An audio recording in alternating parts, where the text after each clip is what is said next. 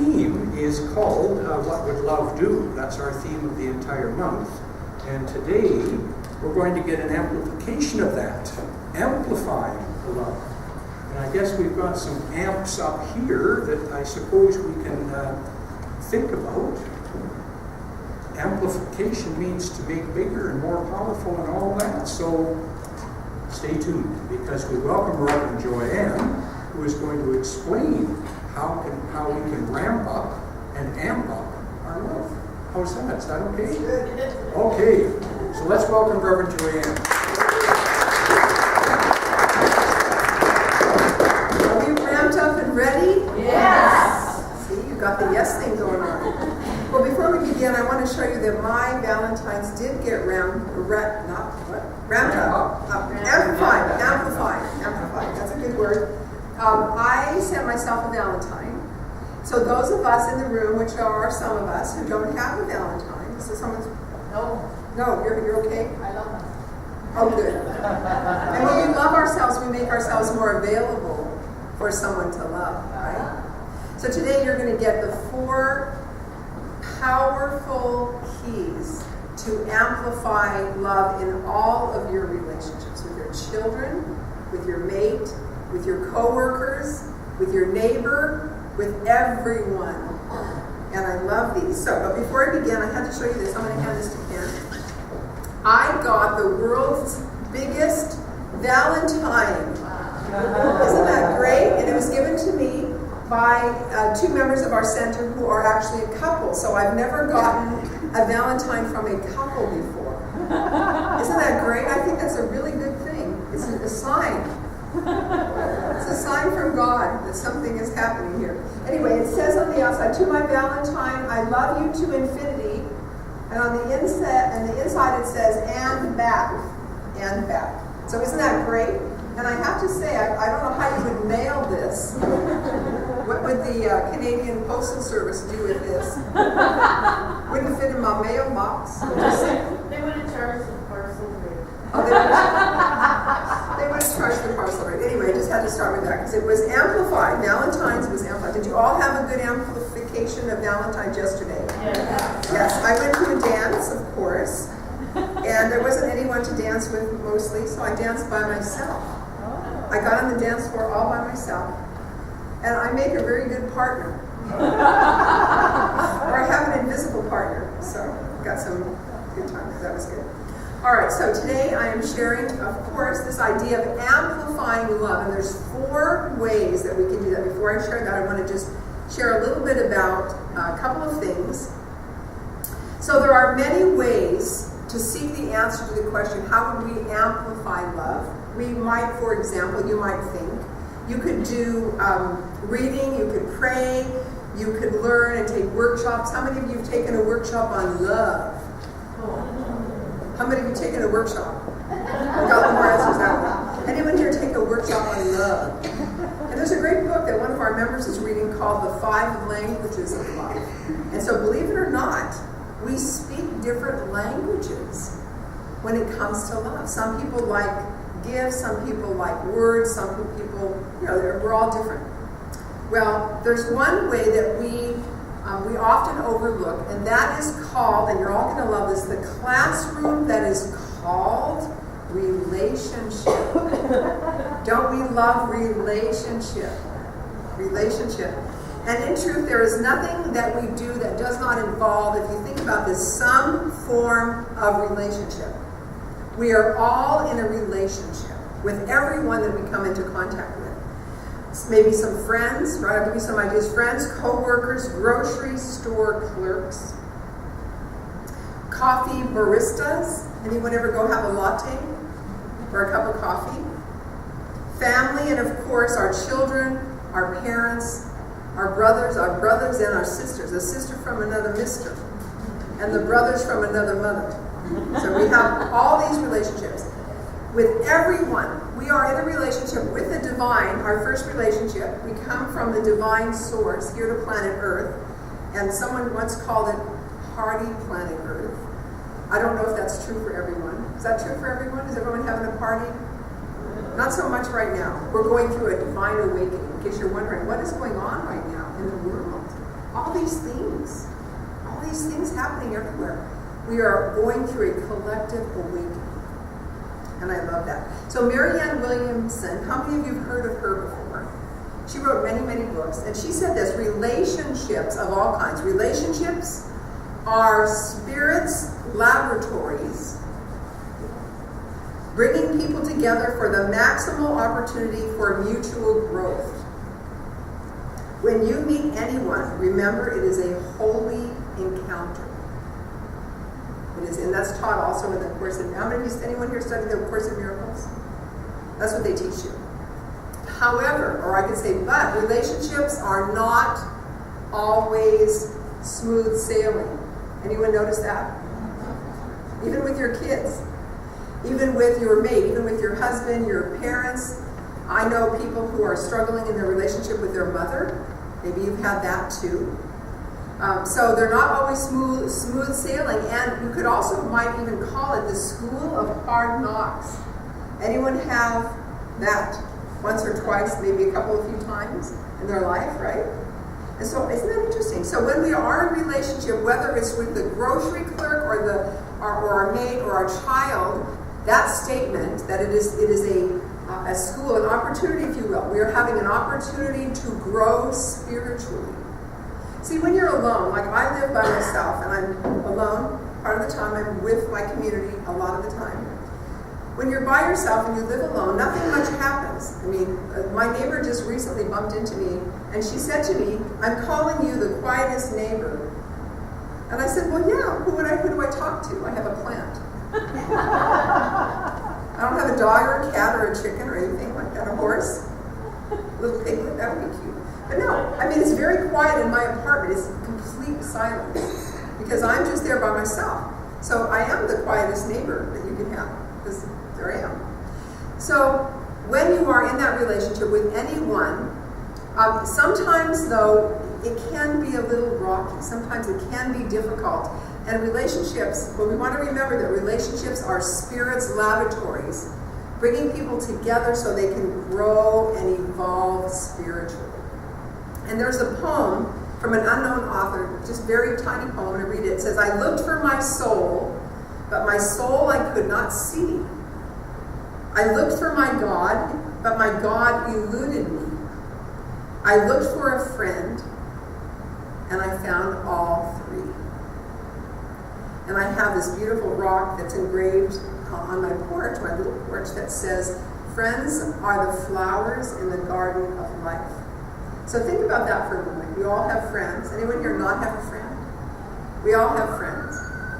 And so that's an important relationship. So that little poem so beautifully says what relationships can do for us in our spiritual journey, if we allow that to happen. And if we treat them as holy encounters, it can absolutely be our laboratory. So this morning I want to suggest for your possible consideration 4 ways to amplify your relationships.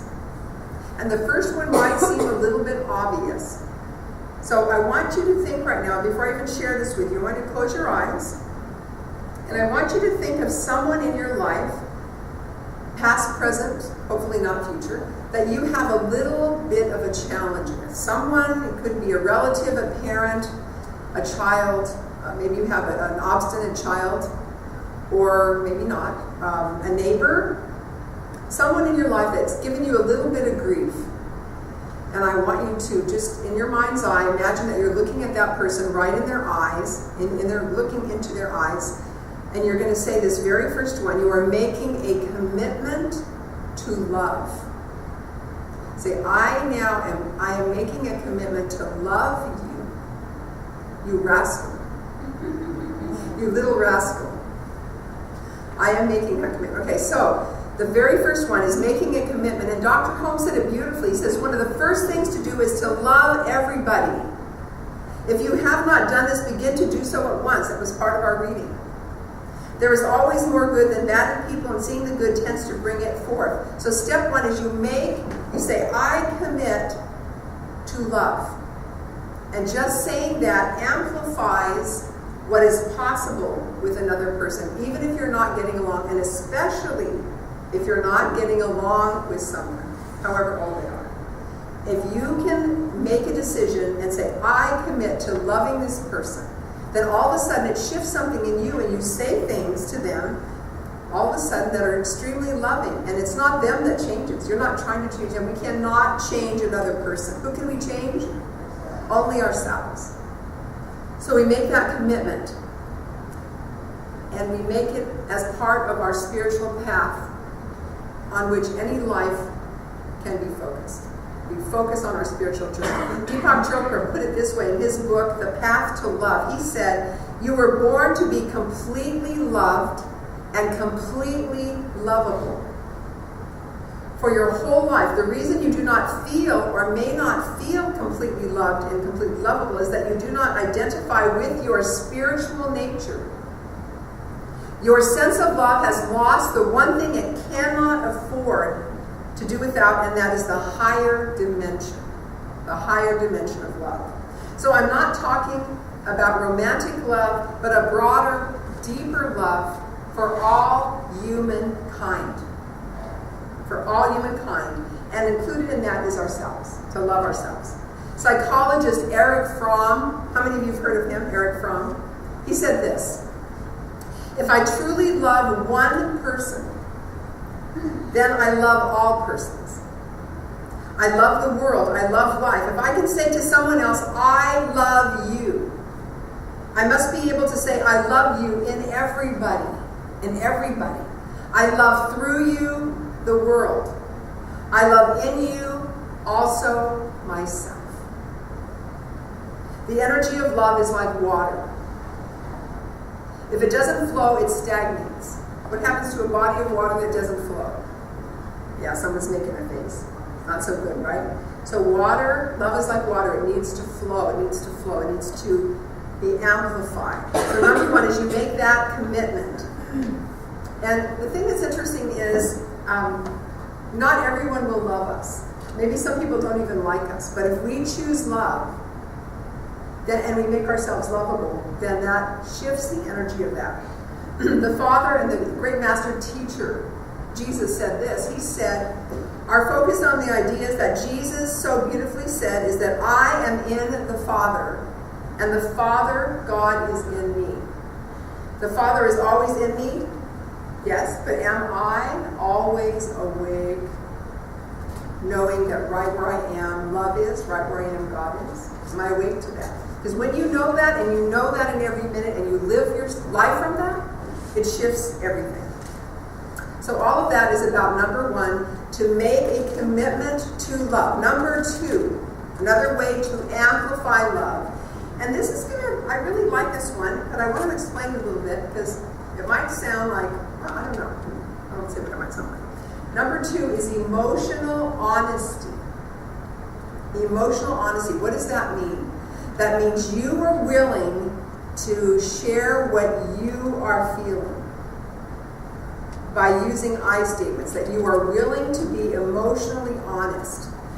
That's the second element in amplifying love in our lives. Mark Twain said this, when in doubt, tell the truth. When in doubt, tell the truth. And yes, we ought to tell the truth in our relationships. And I'm not talking about getting angry and upset and blaming, which we'll talk about. We're going to try something new today. We're going to show you a clip from a YouTube video that I think you will really enjoy. It's a cartoon, but it's really powerful. So we're not going to do that yet, but we're going to do that not yet. In a minute, in a couple minutes. So number two, emotional honesty. Now, for many of us, this happened to me in college. So I met this wonderful young man. We had been seeing each other for a couple months. I was wearing his class ring. He had given me his college ring. Whew. I was all happy about that. And one day, I got out of class early and I decided to surprise him and go to his class early and surprise him when he came out of class. But I was the one that got surprised because when I got there was another young lady. And she goes, oh, who are you waiting for? And I said his name. And I was so shocked because he was my sweetheart. He was like my first love, really. And here he was, had another girlfriend. He has, probably more than that. And so afterwards, we, kind of sat in his car, and I was so hurt, and I was so upset that I was numb. and I couldn't even speak. I couldn't say anything. And then, the relationship ended. I mean, that is not spiritual honesty. Or that's not, emotional honesty. For me to say, yes. I can't understand why it wasn't honest. Pardon? I don't understand how it wasn't honest. Okay, because I didn't say anything. In other words, when you have emotional honesty, you say, if I would have said to him, I am really hurt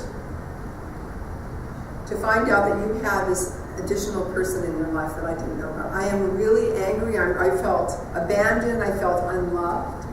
I am really upset. I didn't know that.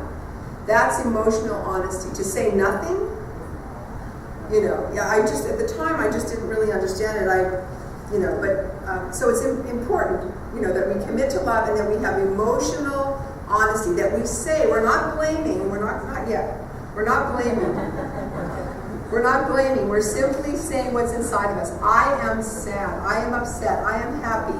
And you can even make it into a sentence. When you do this, I feel, and then you share what you feel. So that's not blaming. It's emotional honesty. So we have to be awake to our feelings.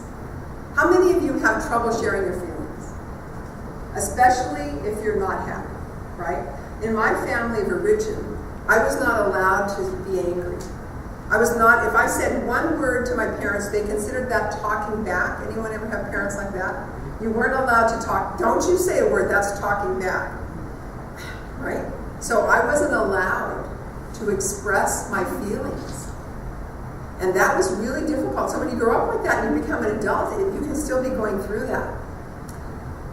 So we must be awake to our feelings and relationships, and in our own way know that that's part of our spiritual growth, because it is our emotional level that we begin to embody spiritual principles. Is at the emotional, the feeling level. Dr. Holmes uses the term opening the portals of our souls. What a beautiful metaphor for what we want to do in order to grow and develop spiritually. Is we have to be emotionally honest. Emotionally honest. Dr. Holmes put it this way. He said, when our spiritual emotion is blocked, it hinders the current of life from flowing through us and results in stagnation. In psychology, we learn that congested emotions are disastrous to our health. You may have heard that before. How many of you have heard that before? That a lot of the unease or dis-ease that we get are emotions that are stuck in our body, that we didn't express at some time in our life. And then he goes on to say, if this is true of the physical emotions, how much more must it be true of those higher emotions, which are altogether spiritual? Unexpressed spiritual emotions can congest the soul and hinder a more complete flow of life through the individual. So I believe that honesty about our feelings and our desires is a spiritual emotion.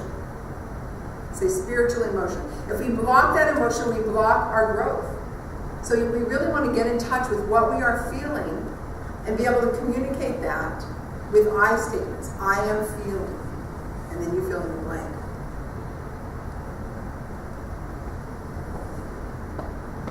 So honesty, so very important to a relationship and to our spiritual growth. Number 3, be willing to grow past your past.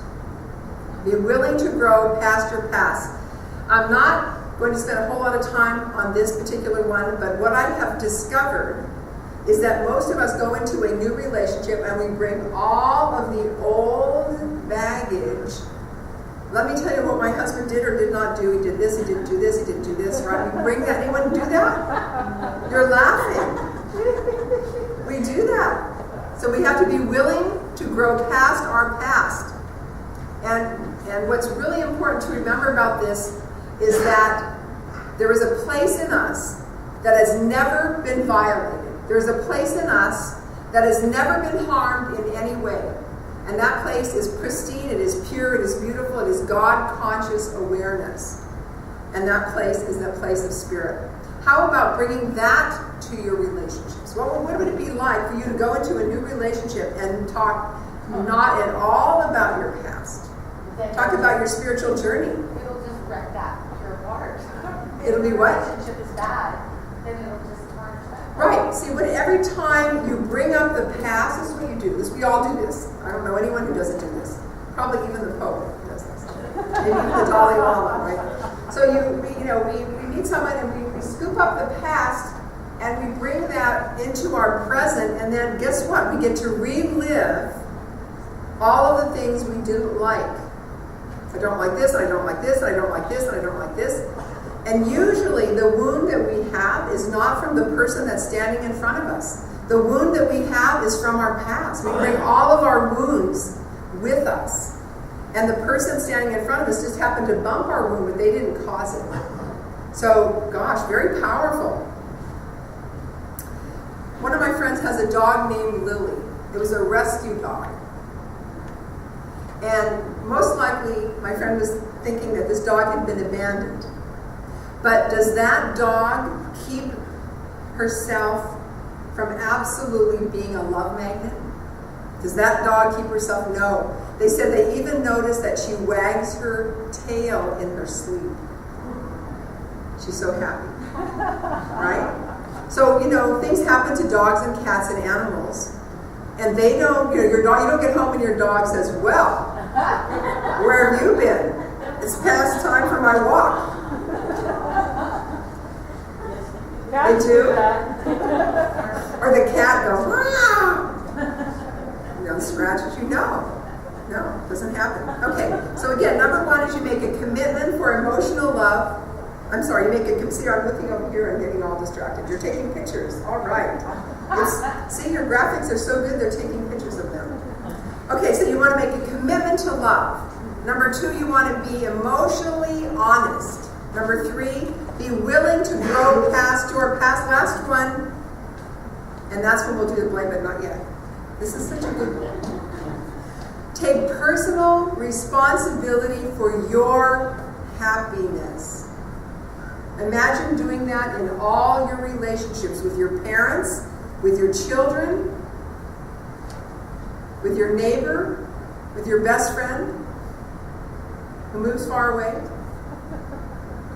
That person is not responsible for my happiness. Was I sad when my dear friend moved away? Yes, I was sad. But I take personal responsibility for my own happiness. No one else it's not their job to make you happy, even though you gave them that job. My spouse is here to make me happy. No, you don't do that to them. So imagine that there was a violent storm, and you and I are shipwrecked on an island, just you and I. We're on this little island.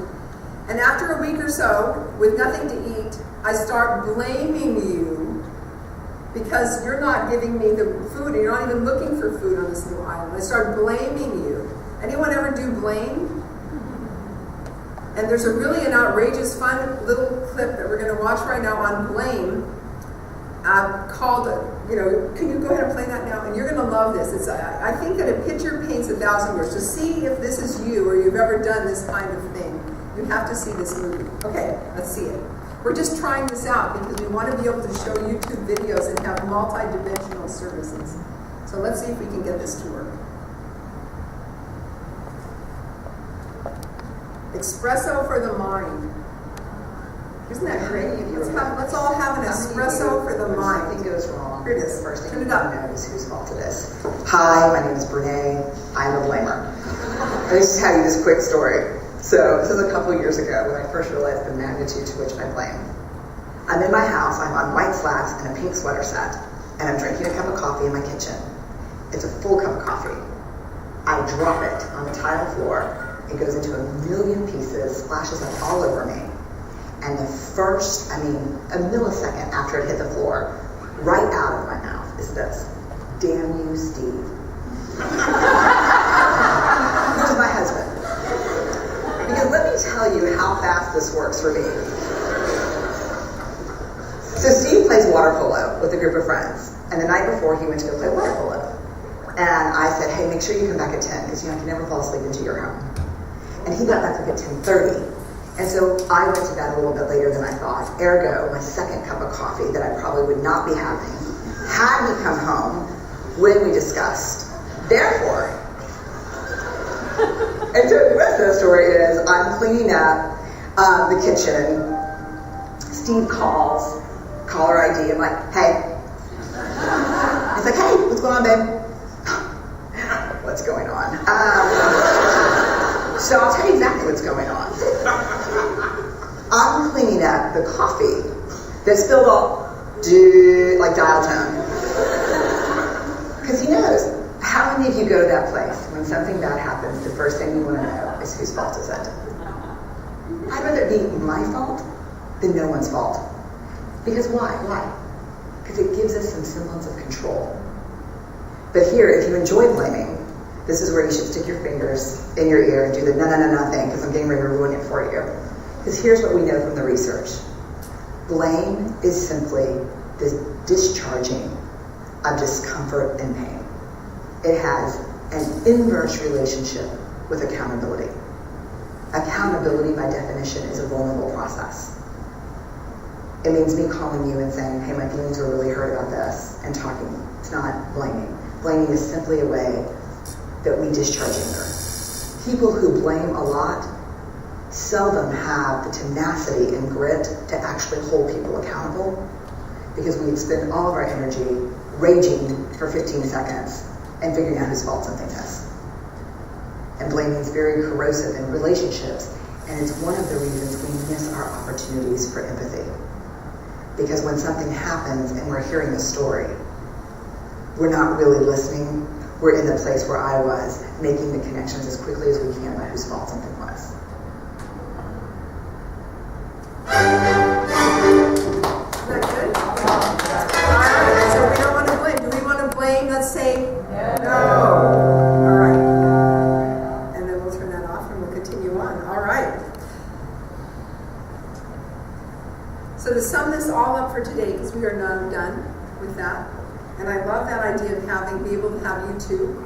Okay, then we're back to Amplifying Love. Okay, so again, just a reminder, A Course in Miracles says that a relationship is the means that God or the universe has provided for us to awaken to a greater understanding of our spiritual self. Let's set it a different way. So are you willing, I'm going to ask you a couple of questions. How willing are you to allow all of your relationships to be tools for your transformation? Are you willing to allow relationships to be tools for transformation?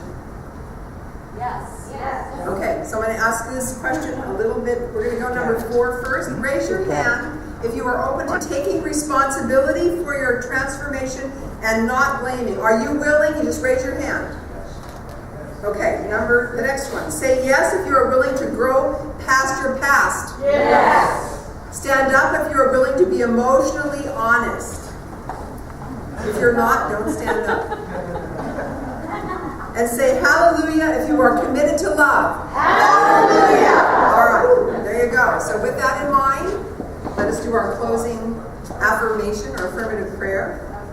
How did you like the video? Very good. Isn't that fun? So we're going to have more fun as we go along. Thank you, Pat. She was able to get a device. You had to get a special thing in order to be able to do that. So, thank you, Pat, and thank you, Life, and I'm very grateful. I love color and sound, and we'll have all kinds of fun going forward. So let's take a moment just to acknowledge, just to recognize there is one power, one presence, one life that I happen to call God, but it is known by many names. Jesus, Buddha, Source, energy, life, love, intelligence. And this power is everywhere present. It fills the entire universe upon universe upon universe upon universe, powerfully present everywhere. And I know that I am one with this power, created in the image and likeness of infinite spirit. Therefore, right where I am, the presence of love is. The presence of life is. Right where I am. And knowing that, I now make a commitment in my life, in my heart, in my soul, to love, to amplify love. I am now willing to amplify love, as Dr. Holmes says, to love everyone that I come into contact with. and especially those who may give us a little bit of a challenge, also called an opportunity. I now choose to be emotionally honest, to use I statements, and to share what my honest emotional feelings are. I feel, and be willing to talk about it if we're upset. I am now willing to grow past my past, to put the past behind me and not keep regurgitating everything that went wrong, whether it was yesterday or 2 years ago or 50 years ago. I'm willing to let it go and move beyond my past. And finally, I no longer am interested in doing blame. I take complete responsibility for the happiness in my life. I know that I chose every relationship that I'm in. I believe also that I chose my family before I came here. The situations I know that would provide the most opportunity for me to evolve spiritually, to be awake, to awaken me up. And I am grateful for all of these things. To be awake to love, to be committed to move beyond my past, to be emotionally honest, and to take responsibility for my happiness. And so I just give thanks for that. I give thanks for this learning, this teaching, this knowing, this understanding, this compassion and love that I have for me and for everyone in my life. And knowing that, I simply release this word into the law of mind, knowing it is complete, knowing it is done in the mind of the one. And I simply let go and let God. I rest in the beloved presence of divine love. As we say together, and so it is. Yes, and we have a song there that will provide a wonderful way for us to love ourselves. So during this song,